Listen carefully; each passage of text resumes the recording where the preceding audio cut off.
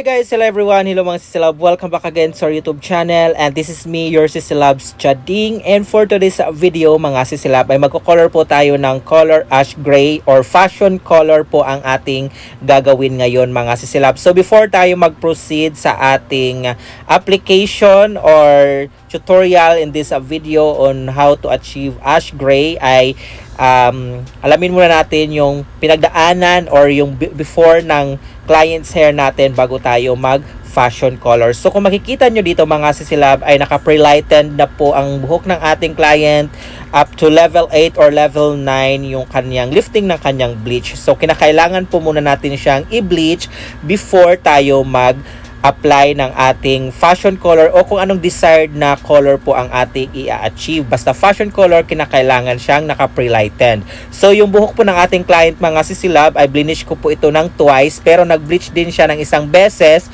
dahil ang kanyang buhok ay merong previous sa dark brown or something black. Then nag-bleach po siya, so nagpachi-pachi, then blinish ko siya ng 2 beses mga sisilab. Pero yung aking pagbi-bleach ng 2 beses ay hindi ko po bleach in one setting. So pinahingan muna namin yung hair niya ng 2 weeks interval bago ko siya bleach sa pangalawang bleaching process niya mga sisilab.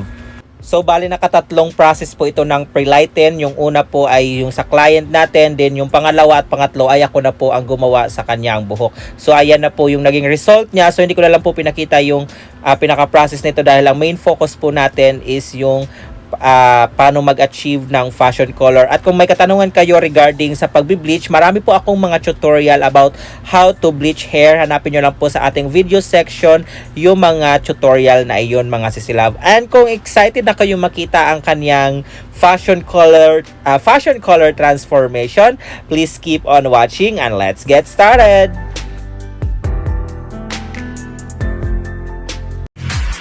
No one ugly allowed.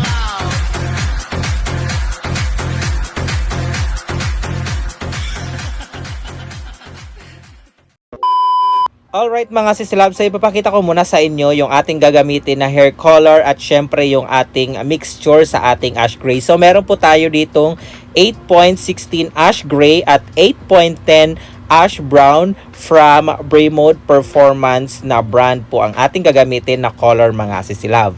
So gagamit po tayo ng 2 colorant dito mga sisilab, yung ating ash gray at ash brown, bali paghahaluin natin silang dalawa. So kuha muna tayo ng amount ng ating ash gray colorant, bali 60 grams po ang aking kinuha.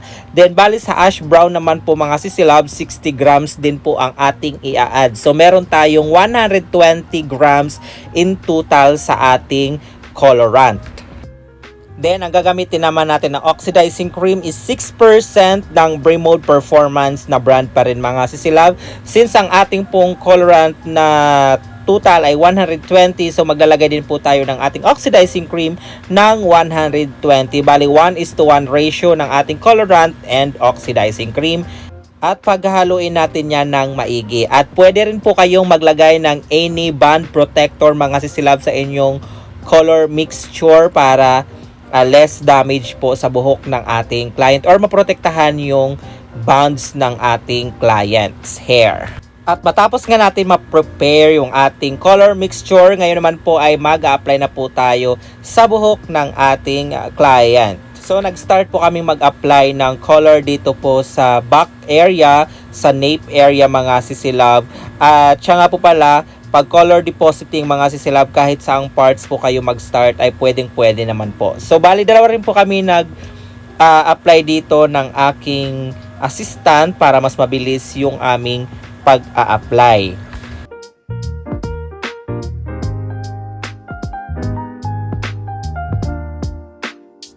Sa application naman mga sisilab, kinakailangan na well saturated po at huwag nyo pong titipirin para mas maganda yung kanyang result at hindi magpachi-pachi, dahil ang magandang application or pagka-saturate ng ating pag-a-apply is the key to success or magandang result ng ating fashion color. At syempre, kinakailangan na maganda rin yung ating pagkaka-pre-lighten sa buhok ng ating client para makuha talaga natin yung desired color. At siya nga po pala din, in addition mga sisilab, sa ating sectioning, kailangan manipis lang po yung kuha natin para mas maganda or even yung ating distribution or pag-deposit natin ng ating hair color.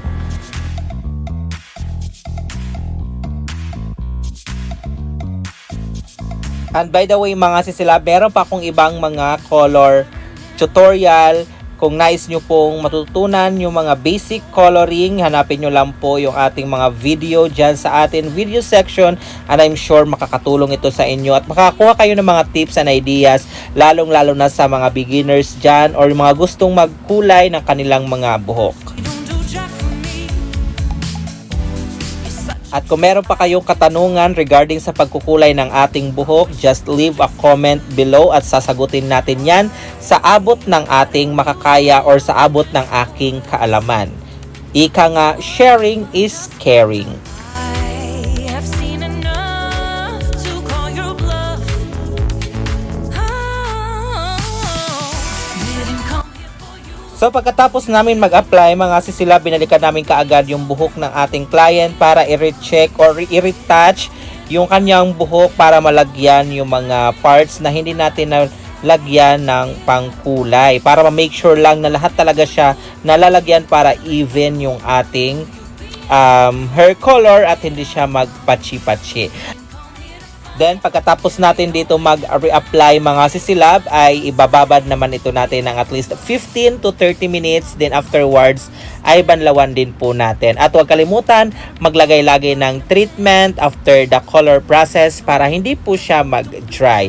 At sabay-sabay po natin panoorin ang kanyang final look or final result kung ito po ba ay have or wale. Get you in, that's not the There you have it mga sisilab. So ito na po yung final look ng ating pong ash gray fashion color. Ano po ang inyong masasabi? Comment your thought below kung ito po ba ay have or wale. At kung meron pa kayong mga ibang katanungan, mag-iwan lang po kayo na mensahe dyan sa comment section sa baba at sasagutin natin yan. So hanggang dito na lang po ang video ito. Sana nakakuha kayo ng mga tips and ideas at nakatulong ang video ito sa inyo. At syempre kung nagustuhan nyo naman po ito, please give this a thumbs up. At huwag kalimutan i-subscribe na din ang ating YouTube channel and click the notification para always po kayo updated pag meron po tayong mga bagong upload dito sa ating YouTube channel.